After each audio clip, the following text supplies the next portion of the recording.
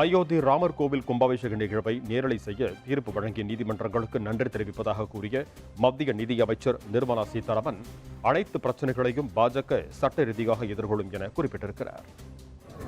இந்து மக்களின் வழிபாடு முறையை நிலைநிறுத்தி அந்த இரண்டு கோர்ட்டுகளுக்கும் எங்களுடைய உரிமையை நிலைநிறுத்தின அந்த கோர்ட்டுக்கு நாங்க நன்றி தெரிவிச்சுக்கிறோம். நீங்க எல்லாரும் கூட இருந்தீங்க, பாத்தீங்க நாடு முழுவதும் என்ன மாதிரி மக்கள் மனசுலேருந்து வந்து இதுல பங்கேற்கணும்னு ஆவலுடன் இன்னைக்கு சேர்ந்திருந்தாங்க.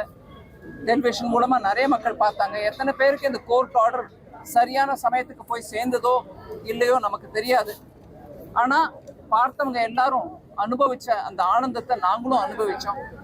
கோர்ட்டும் நிரூபிச்சிருச்சு, ஸ்ரீராமரும் நிரூபிச்சிட்டார்.